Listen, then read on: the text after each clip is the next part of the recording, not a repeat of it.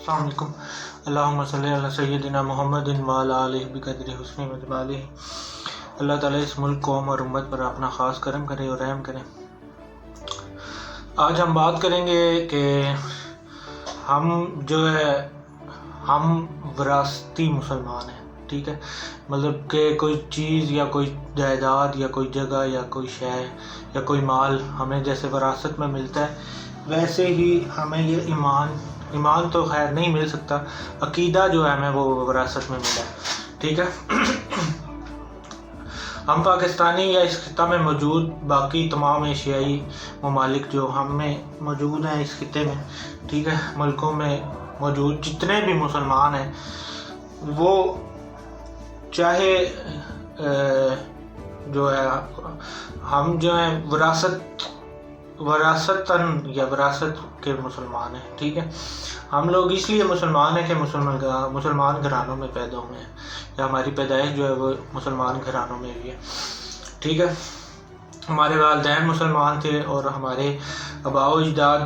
بھی، اگر ہم اپنی ماضی میں گزری ہوئی خاندانی نسلوں کی تحقیق کر کے دیکھیں یا معلوم کرنے کی کوشش کریں تو ہمیں یہ بات معلوم ہو جائے گی یا واضح ہو جائے گی کہ ہمارے آباء و اجداد میں زیادہ پرانی نسل کون سی ایسی گزری ہے جس نے اسلام قبول کیا تھا، ٹھیک ہے۔ زیادہ بھی اگر ماضی میں جھانکا جائے تو 4 یا 5 نسلوں سے یا زیادہ نسلیں، بس اس سے پیچھے اگر ہم معلوم کریں گے تو ہمارے جو بڑے تھے وہ سکھ مسلمان ہوئے، ہندو مسلمان ہوئے، یا جن کو مسلمان کرنے کے لیے عرب سے جو ہے اور دنیا کے باقی حصوں سے جہاں اسلام پہلے پہنچا، ٹھیک ہے، وہاں سے جو ہے اولیاء اکرام یا اللہ کے بندوں نے اس خطے کا رخ کیا، ٹھیک ہے، اور اس خطے کا رخ کر کے انہوں نے اسلام کو پھیلایا اور ایک نمایاں تعداد میں جو ہے غیر مذہبوں میں تبلیغ کر کے انہیں اسلام سکھایا اور مسلمان کیا، جس سے میرے پہلے کسی موضوع میں کی گئی بات کی دلیل بھی آپ کو واضح مل جائے گی، جو حدیث میں نے آپ کو پہلے بتائی ہوئی ہے اس سے پہلے کے موضوع میں، کہ اللہ کے نبی صلی اللہ علیہ وسلم نے فرمایا کہ تم میں سے کوئی تم میں سے کوئی شخص بہت اہل جنت والے عمل کرنے والا ہو تو رب اس فرشتے کو پیغام میں بھیجی جانے والی 4 چیزیں، جن میں مقدر نصیب میں جو ہے عقیدہ جو ہمارا ہے وہ شقی یا سعید، یہ کیا چیزیں ہیں، شقی یا بدبخت یا سعید جو ہوتا ہے وہ صراط مستقیم پہ چلنے والا، ٹھیک ہے، آپ کا عقیدہ آپ کے نصیب میں کس لحاظ سے درج ہے، ٹھیک ہے، وہ اس حدیث کی دلیل بھی آپ کو واضح ہو جائے گی جو اللہ کی کتاب میں، قدیم کتاب میں ہمارے پیدا ہونے سے بھی پہلے درج کر دیا گیا ہے یا کر دی گئی ہوتی ہے، ٹھیک ہے، کہ بے شک ہمارے عمل اس حدیث کے مطابق اچھے ہوں گے، اہل جنت جیسے، جن میں اچھے اعمال بھی شامل ہوتے ہیں، ٹھیک ہے۔ بے شک جو نیکی جو ہے وہ بہت بڑی چیز ہے، وہ بندہ مومن ہی کر سکتا ہے، ٹھیک ہے، جو نیکی کو سمجھتا ہے، ٹھیک ہے، وہی نیکی کر سکتا ہے، صحیح ہے۔ تو اب اچھے عمل جو ہیں وہ غیر مذہبی کر رہے ہوتے ہیں، ٹھیک ہے، لیکن ان میں نیکی کا جو تصور ہے وہ نہیں پایا جاتا غیر مذہب لوگوں میں یا ہندوؤں میں، کرسچنز میں، یہودیز میں، جوئش میں، یا اور جتنے بھی بت پرست مذاہب دنیا میں اس وقت موجود ہیں، ان میں نیکی کا تصور نہ تو ہے، نہ انہیں پتہ ہے کہ نیکی کیا چیز ہے۔ اچھے عمل ان میں وہ پایا جاتا ہے یا وہ کر بھی رہے ہوتے ہیں، اپنی روزمرہ کی زندگی میں اچھے عمل پریکٹسز کر بھی رہے ہوتے ہیں، ٹھیک ہے۔ اگر بات اچھے عوامل تک یا اچھے عمل ہونے تک محدود ہوتی تو پھر وہ سارے بھی جنتی تھے، ٹھیک ہے، پھر ان کا کیا قصور تھا، ٹھیک ہے، یا قصور ہے، ٹھیک ہے۔ اچھے لوگ جو ہیں یا اچھے عمل کرنے والے یہ کافی نہیں ہے، ٹھیک ہے، دین اسلام کے لحاظ سے یا شریعت میں اسلام میں داخل ہونے کے بعد کی بات کر رہا ہوں، ٹھیک ہے۔ تو اب یہاں ایک اور بات بھی واضح ہو جاتی ہے، نیکی اور اچھے اعمال میں بھی فرق ہے، اس لیے محمد صلی اللہ علیہ وسلم نے یہاں نیکی نہیں بظاہر کیے جانے والے جو صرف دکھنے میں اہل جنت جیسے عمل ہوتے ہیں،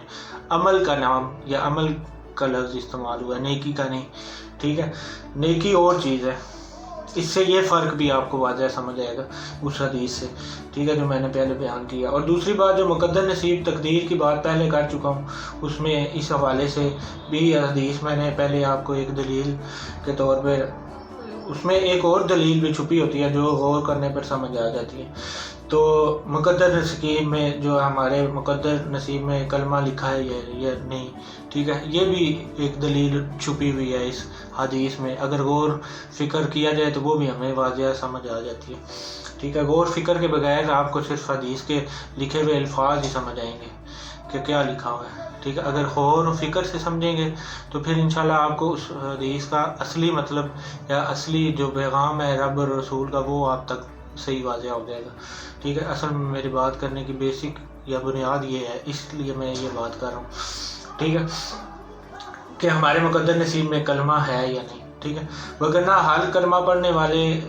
یا پڑھ کر جو اچھے مال کر رہے ہوتے ہیں یا کرتے ہیں،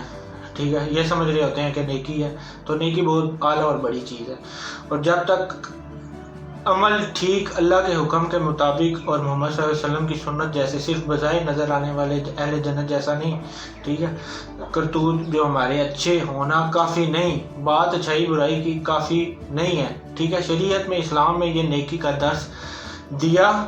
دیتا بھی ہے اور دیا بھی اسی لیے گیا ہے، اور نیکی پر اس کی بنیاد بھی قائم ہے، ٹھیک ہے، اسلام کی، دین کی، ٹھیک ہے۔ اب ہم وراثتی مسلمان ہی رہیں گے اگر ہم اس پہ غور فکر کر کے سمجھتے نہیں ہیں دین کو یا اسلام کو، ٹھیک ہے، تو پھر ہمارا حال یہی ہے کہ ہم اچھے عمل کر رہے ہوں گے، ہمارے لیے نماز پڑھنا بھی اچھا عمل ہی ہے، ٹھیک ہے۔ نیکی تو ہے ہی ہے، وہ تو نیکی کو پہلے سمجھیں گے تو پھر آپ کو نیکی سمجھ بھی آئے گی۔ جب نیکی سمجھ آ جائے گی پھر اس کا حاصل ہونا یا مل جانا، وہ اس پہ شک ابہام باقی رہ ہی نہیں جاتا، ٹھیک ہے۔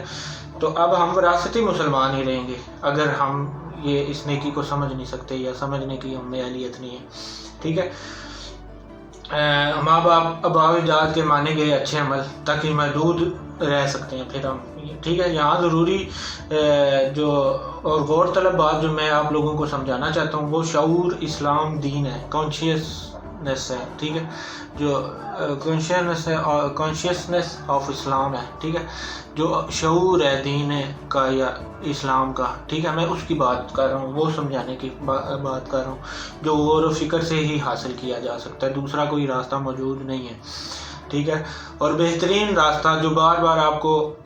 رب جو ہے وہ بتا بھی چکا ہوں میں بھی، اور اب رب بھی ہمیں اس کو بار بار بتا بھی رہا ہے، دہرا بھی رہا ہے، قرآن میں بھی اور حدیث میں بھی۔